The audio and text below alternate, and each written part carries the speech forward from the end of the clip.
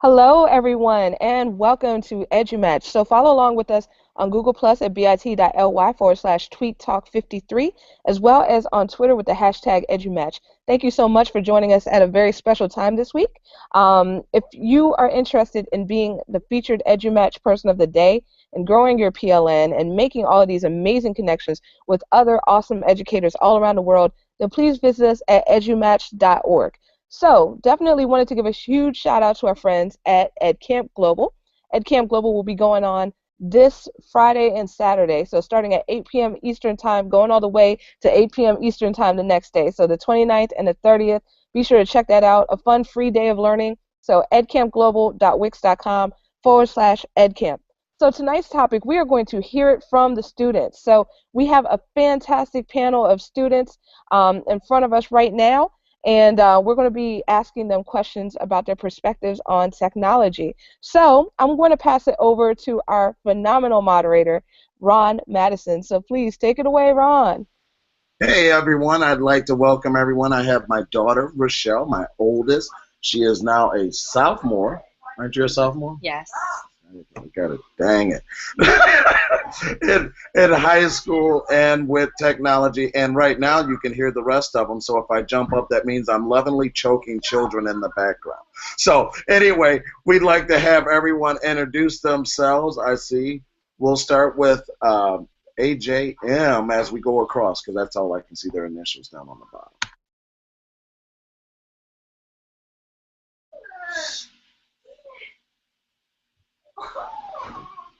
Were they able to get their mic? Hi, this is Anjanette. Say hi. Hi, Introduce yourself. I'm Jayda. Welcome. Then we go to Knikole. We'll go to the other family. Just going to have everyone.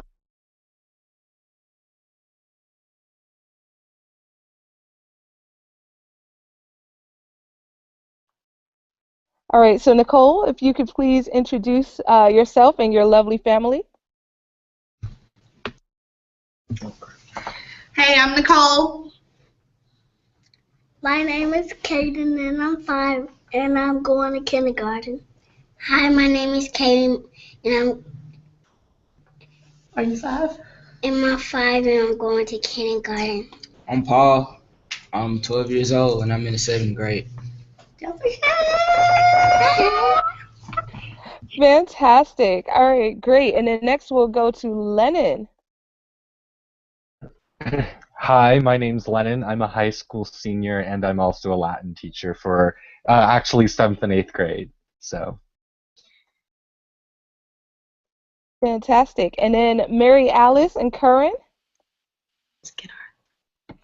Hi, I'm Curran from Digital Kids. And I'm Marialice, and you want to tell them what grade you're going into? 4th. And we're really happy to be with all of you today.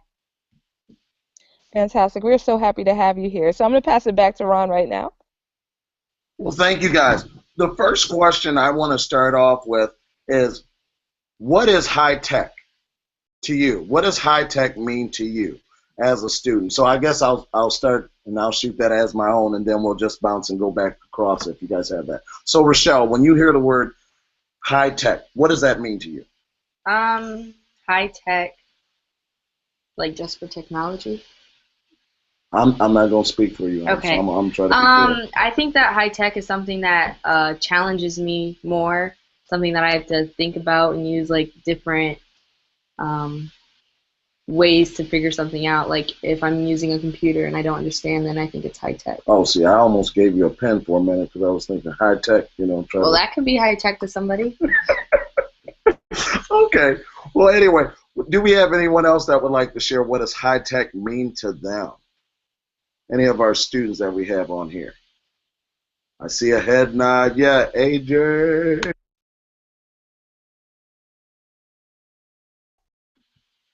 Go ahead, Jayda. High tech means to me like you can learn on it. Awesome. So I'm gonna push you a little bit. When you mean learn, give me one thing that you learned on something high tech. I ready? Reading. Amazing, amazing. And I see we got some other people that's on here. I see, is it Marialice, is it? It looked like you guys wanted to say something. Sure. All right. Using tools to learn with the world. So can you give that example? In the first grade, I can tell you he got this like package that like looked like something from the 1970s. You know, same package I probably did when I was a kid, and it was about animals in the rainforest, and he didn't want to do that packet the way it was the teacher was asking him to do it. So for high tech, what did you end up doing instead? I end up blogging about it. And then what did you get back? I got over 20 animals from different people around the world. And I could tell you from like a parent perspective, it was awesome. How many animals did you research? All of them. And so if that question Ron was going to ask you, what did you learn? What was like the animal that neither one of us had ever heard about? The bitteron. Have you ever heard of a bitteron? You want to tell him quickly about the bitteron? He's a bear cat and he smells like buttered popcorn. Wait a minute. Wait. How'd you get the smell? That's the part that got me. Buttered popcorn. My family just went to the movies and I didn't get to go. Buttered popcorn. Oh. What about his tail? He has a prehensile tail.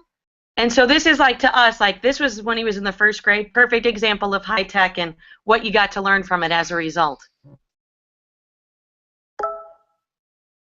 Great. Let's see, we still got some head nods. Who else would like to join in? Da-da-da. That was a great, thank you guys for sharing that. I'm still just with the, Lennon, take the mic.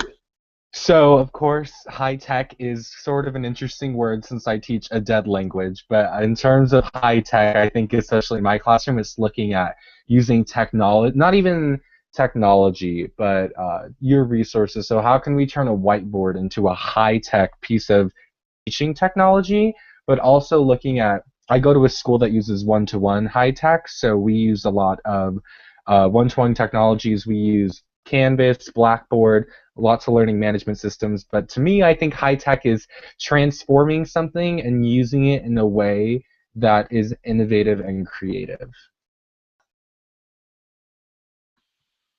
Great. We have one more. Would you guys jump in and share your perspective of what does high tech mean to you?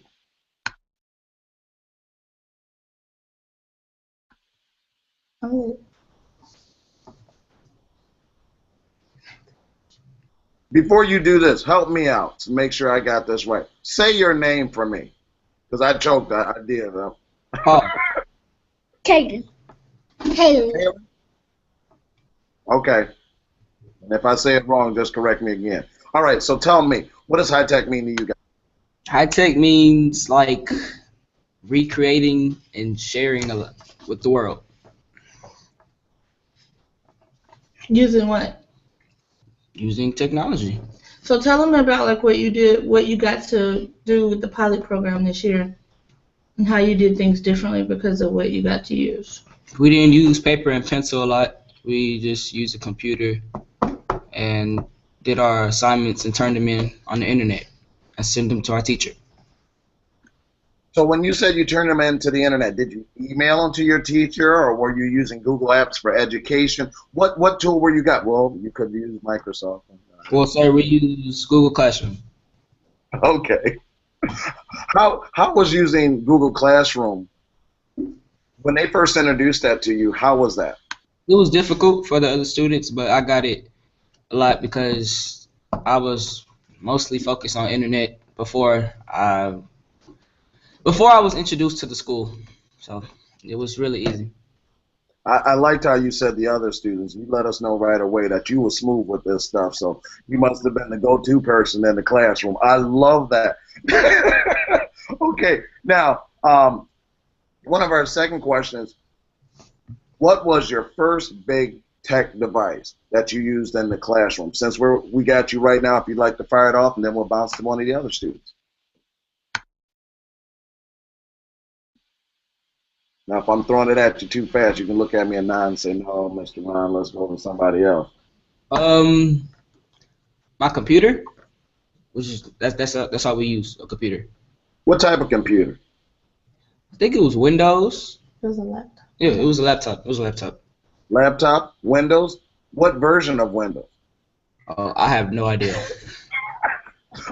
I had to just go deeper and deeper. See, my old district, we still use these two consonants that they didn't like together, even with Microsoft XP and all that kind of stuff. So tell people, be ashamed to say that one out loud. So, all right, who else would like to share?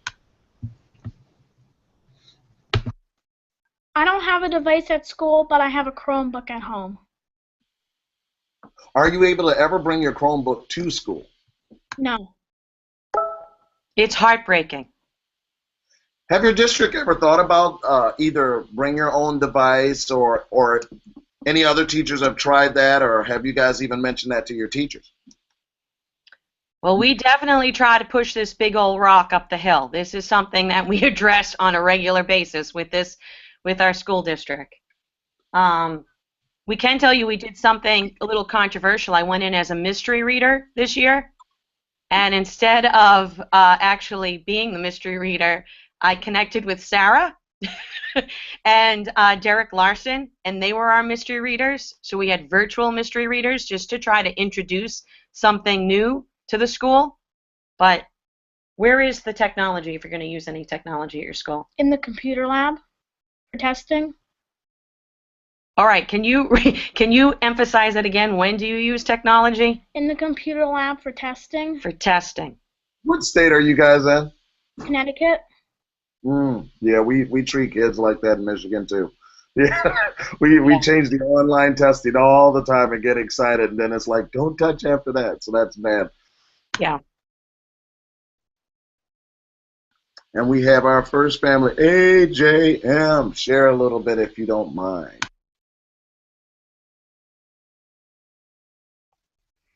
Hi. In my class, we have every fifth grader has their own laptop, so they learn online. But I would like Jayda to talk about when she started using technology. I started using technology when I was in kindergarten on a tablet.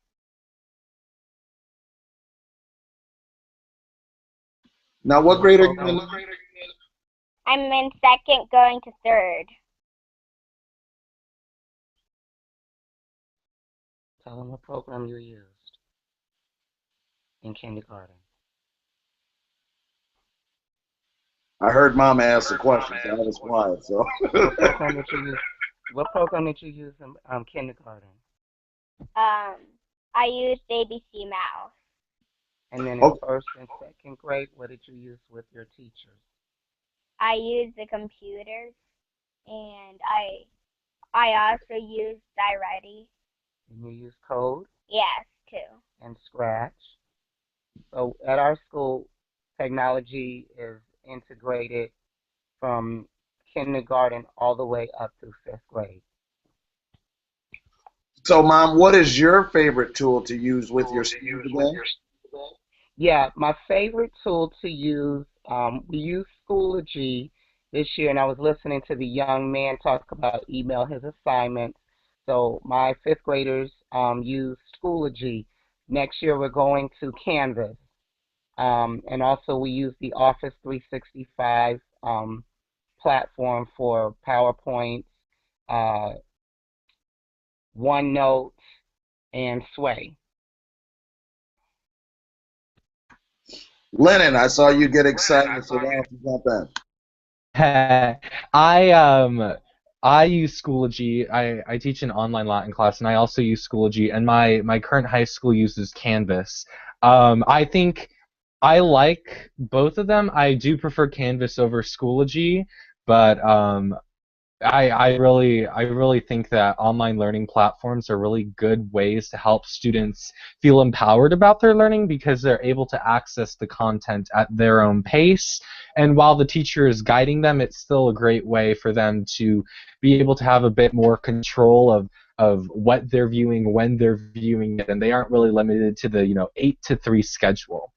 And in terms of what my first tech device was actually, it's a little, I was looking around for it because I know it's in my room somewhere. but it was a Windows 97 laptop. So I used to, when I was like 4 or 5, mess around on that. It's like this big. It has a mouse, it has a trackpad and everything, but it had Windows 97 on it, or Office 97. It was ancient. Ancient, and I love it. I still use it sometimes. So that was my first big Windows 97 laptop in 2005. So let's just talk about, the time difference between that. But that was my first big tech device. When you said that, I started having a flashback because I have a big weightlifting Dell for my Windows stuff. My daughter, not this one, she ain't touching that, but my youngest one, she loads disk and she can still play some stuff. We haven't told her it's, pretty much junk, but, long as she don't think that, we're doing good. So, Rachelle, I didn't forget you. Hello. Your big device. Rocket girl. We use iPads and Google Chromebooks. Is that what you guys have Chromebooks? Yeah. You must not use them enough because you look at me I only use them in my history class, and we. You flunked that class, right? No. I'm just. We only use like Google app or whatever those, like the Google. Yep, Word. you guys use Google apps. Yeah. Your district just went into that because I came to help to do an ed camp for your staff, your teachers. Yeah. Not you guys. So that was new. They were scared, but they at least tried it. So they'll move forward later. I want to ask you guys what initiatives that you guys have as students. So I won't call your names. I'm ready to see who has an initiative, an incentive, as a student, and how they would like to see it implied in their district.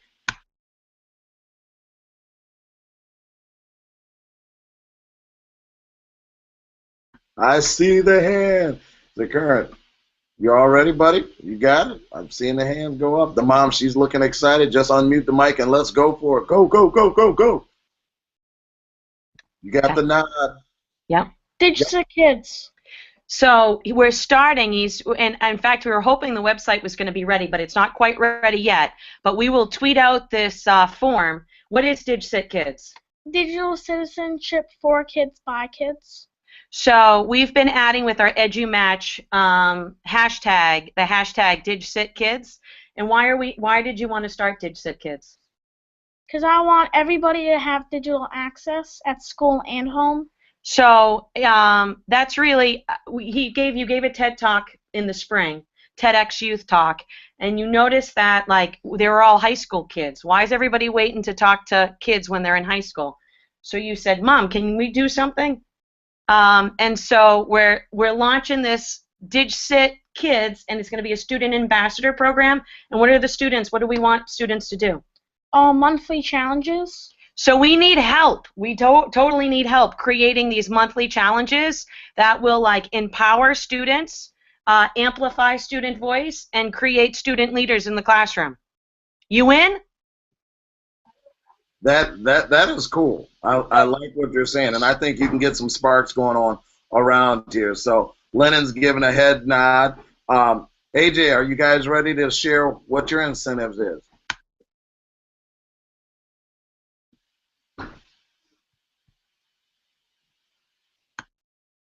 They're unmuting their microphone. It looks like they were going to do that. Lennon's TED Talk is currently, okay.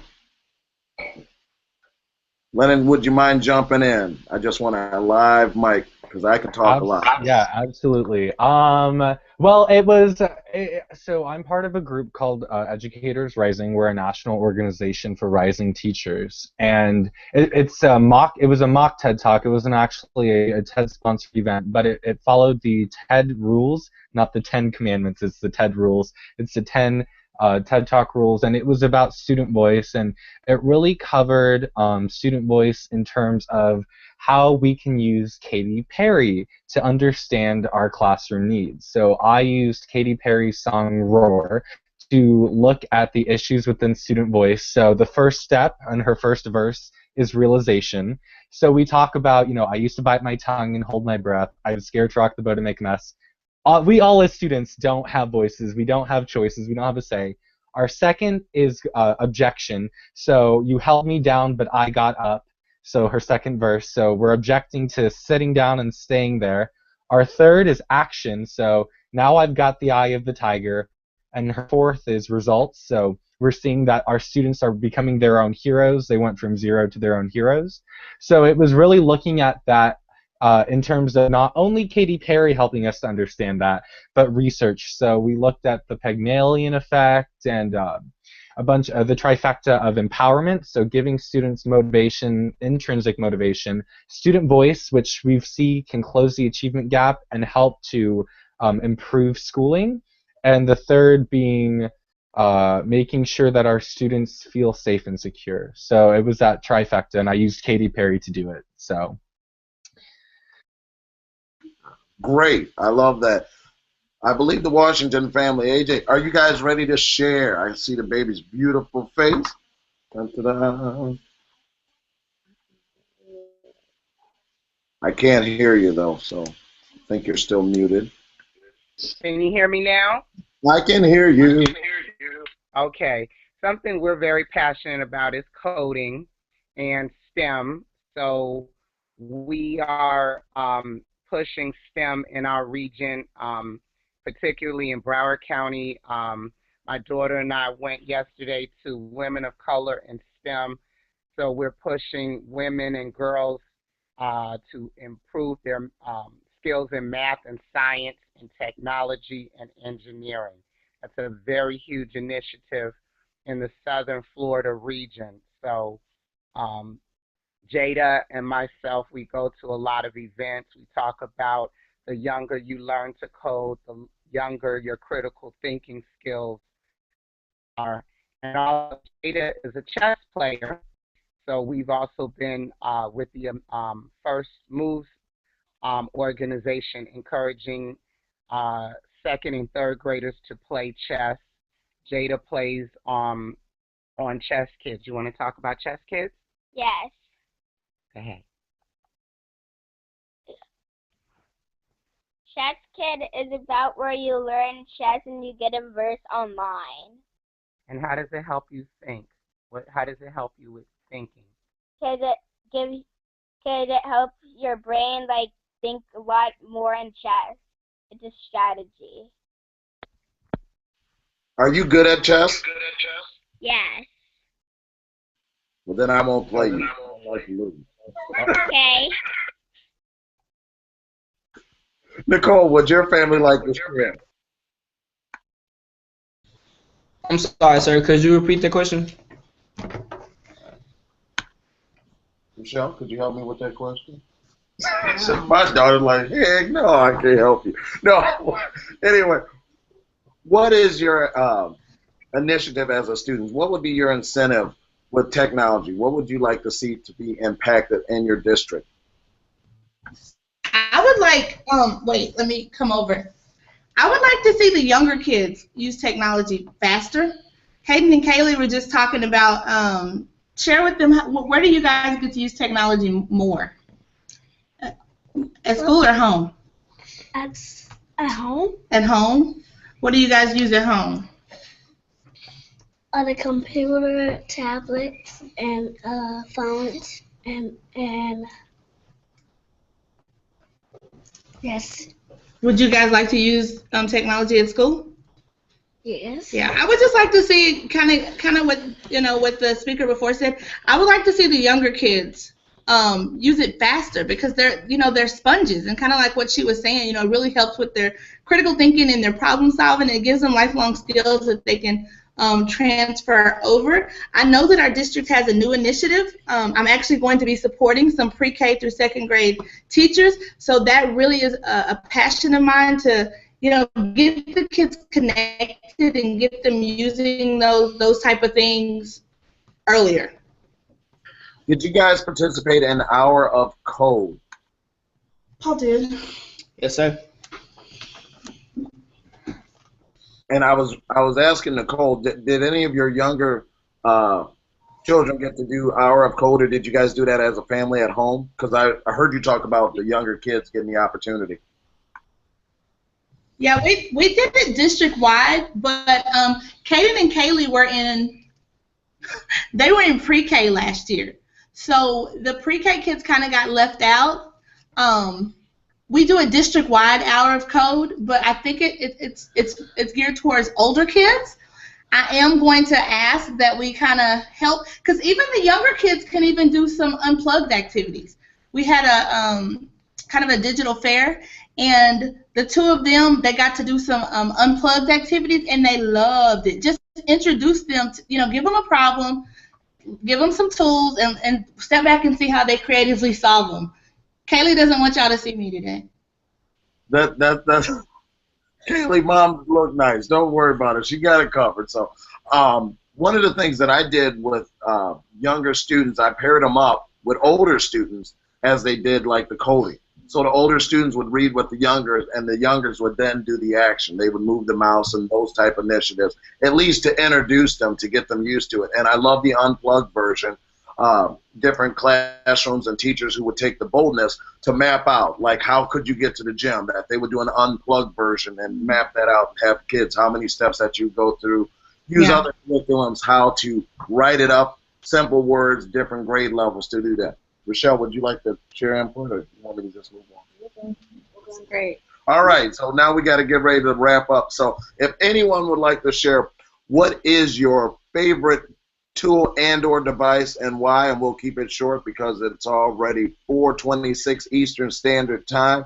Sarah's probably saying, shoot, this is real early for me because, it's only 9 for me. So anyway, yeah, there we go. I see the face. Let's hit it. Bunsey. And what are you for Bunsey? A student ambassador. Isn't that great? A student ambassador, and he can't even use it in school. But he's a student ambassador at home. I'm sorry I'm laughing, but it's sort of hilarious. That's almost like a soft cuss word that they're telling you you're going to be a student ambassador, but you can't use this stuff. If you do, we're going to write you up at the end of the day or something like that. So how did your child get selected to be a student ambassador for tools he can't use at school? Who do you go and you demo Bunsey? Who do you do it for? Teachers. In grad classes. And so he's been doing that. He goes to grad classes and shows teachers how to use it. And so he was asked to be an ambassador, but he can't use the tool at school. I know. We're not even trying to put on a comedy routine. I will be your manager. I only want 5%. We're going to make some money with this. I'm just saying. All right. So, and I don't know if, let's go to Lennon, then we'll do Knikole, your family, and then we'll go back to the Washington. We'll do it like that, if that makes sense. Just a quick thing. I think, especially student voice within EdTech, it's very important to include that students have a say in the resources and the content that you present them and provide to them, and also give them an opportunity to explore and provide you as a teacher with content and resources, because the students are going to find stuff that the students enjoy reading about, and as long as you set up guidelines within it, I think it's going to be a great tool that can redefine our limits as teachers and as students and increase our engagement in the classroom. Great. Knikole, if your family has a short little turnaround, because then we're going to do this and sign off.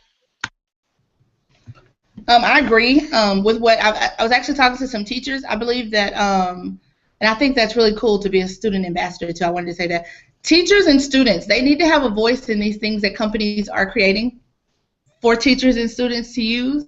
I second that. Some of the largest tech conferences you go to, sometimes that's what they're missing is student voice, and kids know exactly what they need. Teachers are able to help you see how it fits in the curriculum, so you definitely need those two voices as you're creating these products. Sweet. So I'm going to let my daughter wrap it up because she's I don't know why. She probably called me because it's Sunday and I talk more on Sunday, so I'll blame it on that.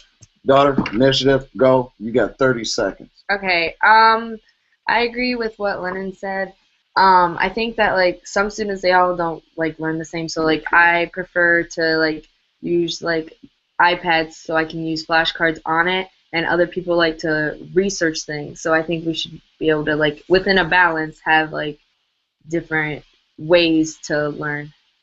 What's your favorite device you like to use? The iPad, because like I can like interact with it and touch it, and like do flashcards, and I can like add things quickly. Yeah. What's your favorite app? Edmodo. Yeah, she's thinking educate. I was trying to throw her under the bus because she's always on her phone, so I was just trying to say, yeah. So anyway, well, I know everyone has had an opportunity. We ran long. Thank you guys so much. Ooh, Washington want to say one more thing, right? I'm just making sure I didn't offend anybody. We're here. Right here. Okay. You guys got 30 seconds, and I'm going to say it close. Say what your favorite device is. My favorite device is a tablet. And what game you like to do? Well, I like to go on Mayan. Mayan is an app that you get to read different kinds of books, like genre. And I loved how your brother, he must disagree with that app, but that's all good. So one of the apps that I've been using this summer when I can't get my kids to the library has been Epic, so they can read and move around and those type of things. But I want to make sure that they're focusing on the reading portion. But anyway, thank you guys so much for participating in the panel. Thanks everyone for tweeting. We greatly appreciate it. Shout out to the family and the parents. You guys are phenomenal. And until next time, you guys keep doing what you're doing, and any of you guys can be ambassadors. And if you need a manager, contact me because we're going to work this out. I'm just saying. Anyway, I'm Ron from the Flint area with my daughter, Rachelle, and we thank you again, Sarah. Thank you for the opportunity, and I turn it back over to you, Sarah. All right, thank you so much, Ron. That was excellent. Thank you so much to all of our families on panel, all of our students. You all are amazing, and this was a great discussion, so thank you for sharing that. Thank you to everyone who joined us on Twitter, as well as everyone who was watching and who will watch later and who will listen when we strip the audio and put it on iTunes. So next week, we're going to be talking about the hard conversations in education. So come back for that. That's going to be at our regular time, 6 p.m. Eastern Standard Time. So we're still looking for panelists. So please go to bit.ly/tweettalk54 if you'd like to sign up to be on panel for that. So we'll be digging a little bit deeper instead of everything that's always right on the surface, you know, kind of getting in a little deeper and seeing where those hard conversations are and how to best approach them. So anyone can leave a panelist or anyone can be a panelist if you leave a comment on the Google Hangout page. So also wanted to give one more shout out to our friends at EdCamp Global. Tune in starting July 29th at 8 p.m. Eastern Standard Time, going 24 full hours. There's going to be people all around the world chiming in, so it's going to be fantastic. So again, have a great night and join us next week. Same bad time, same bad channel. Bye.